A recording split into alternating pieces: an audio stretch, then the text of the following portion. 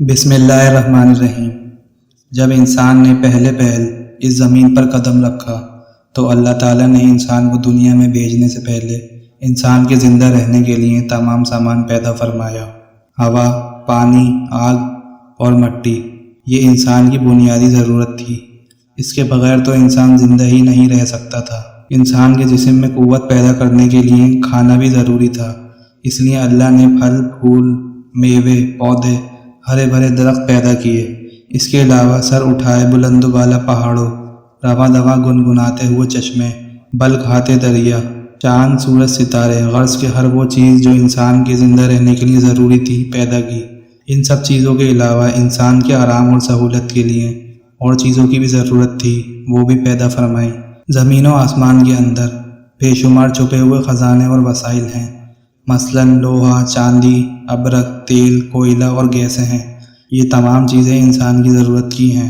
ان تمام چیزوں کو زمین کے اندر سے نکالنے اور دریافت کرنے کے لیے ایک ایسی ذی عقل اور علم رکھنے والی ہستی کی ضرورت تھی جو ان تمام چھپی ہوئی اور اوجھل چیزوں کو ڈھونڈ سکے۔ یہ وہی ہستی ہے جسے انسان کہا جاتا ہے۔ انسان کو اللہ نے عقل اور سوچنے سمجھنے کی صلاحیت عطا کی، پھر دنیا میں بھیجا۔ سب سے پہلے انسان حضرت آدم علیہ السلام تھے۔ انسان کی نسل آدم علیہ السلام سے چلی اور تمام انسان حضرت آدم علیہ السلام کی اولاد ہیں۔ اللہ تعالیٰ نے حضرت آدم علیہ السلام کو پیدا کرنے کے لیے ارادہ ظاہر کیا اور فرشتوں سے کہا، میں زمین پر اپنا خلیفہ بنانے والا ہوں۔ اس پر فرشتوں نے اعتراض کیا اور کہا کہ آپ زمین پر انسان کو پیدا کرنے والے ہیں؟ انسان تو زمین پر فساد برپا کرے گا اور خون بہائے گا۔ ہم تو تیری پاکی بیان کرتے ہیں اور تیرا شکر بجا لاتے ہیں، کیا ہم عبادت کے لیے کافی نہیں؟ اللہ نے فرمایا، جو میں جانتا ہوں وہ تم نہیں جانتے۔ پھر اللہ نے خود اپنے ہاتھوں سے حضرت آدم علیہ السلام کا پتلا بنایا، پھر اسے سنوارا اور اسے مناسب شکل دی۔ اس کے جسم کا ہر حصہ خوبصورتی کے ساتھ بنایا۔ پھر اس مٹی کے پتلے میں اللہ نے اپنی روح پھونکی۔ پھر اللہ نے فرشتوں سے پوچھا کہ چیزوں کے نام بتاؤ اگر تم سچے ہو۔ فرشتوں نے جواب دیا، ہم نہیں جانتے، سب سے زیادہ تو آپ جانتے ہیں، ہم کو تو بس اتنا ہی علم ہے جو آپ نے ہم کو سکھایا، آپ بڑے علم اور برکت والے ہیں۔ اللہ نے آدم سے کہا، اے آدم، ان فرشتوں کو ان چیزوں کے نام بتاؤ۔ اللہ نے آدم کو تمام چیزوں کے نام بتا دیے تو آدم کے علم میں تمام باتیں آ گئیں۔ آدم نے چیزوں کے نام بتا دیے تو اللہ نے فرشتوں سے کہا، کیا میں تم سے نہ کہتا تھا کہ آسمانوں اور زمینوں کے اندر کی سب پوشیدہ باتوں کو جانتا ہوں، اور جو کچھ تم ظاہر کرتے ہو اور چھپاتے ہو سب کا علم رکھتا ہوں۔ اللہ تعالیٰ نے فرشتوں سے کہا کہ آدم کو سجدہ کرو۔ تمام فرشتوں نے آدم کو سجدہ کیا، لیکن ابلیس نے سجدے سے انکار کر دیا، وہ غرور کرنے والے میں سے تھا۔ تجھے کس چیز نے سجدہ کرنے سے روکا جبکہ میں نے تجھے حکم دیا تھا؟ اللہ نے پوچھا۔ ابلیس نے کہا، آپ نے انسان کو مٹی سے بنایا اور مجھے آگ سے پیدا کیا۔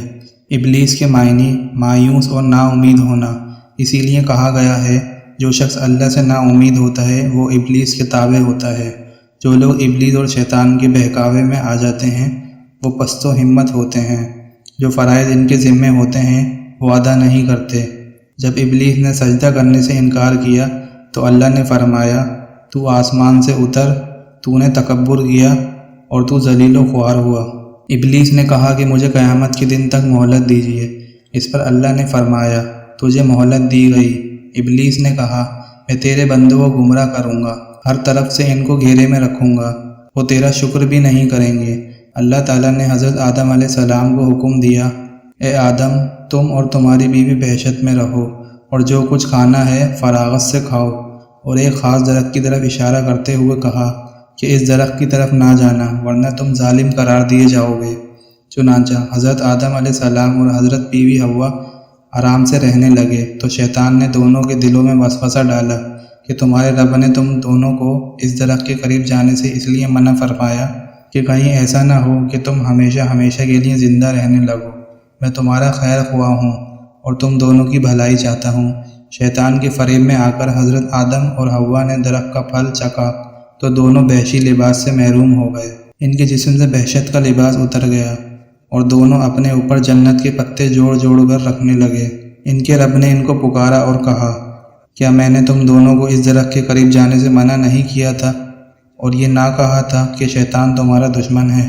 حضرت آدم اور حوا دونوں سے غلطی ہوئی، انہوں نے اللہ کا حکم نہیں مانا۔ اس غلطی پر دونوں کو سخت ندامت ہوئی۔ آدم نے اللہ سے معافی طلب کی اور دعا کی، اے میرے رب، ہم نے اپنے نفس پر ظلم کیا، اگر آپ ہم پر رحم نہ کریں اور ہماری مغفرت نہ کریں تو ہم نقصان اٹھانے والوں میں ہوں گے۔ آدم اور حوا کو زمین پر اتار دیا اور کہا کہ تم ایک دوسرے کے دشمن رہو گے اور ایک خاص وقت تک تم دونوں کو زمین پر رہنا ہے۔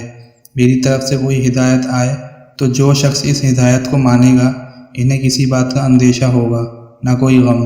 جو میری نصیحت سے منہ موڑے گا اس کے لیے دنیا میں زندگی تنگ ہوگی اور قیامت کے روز اس کو اندھا اٹھائیں گے۔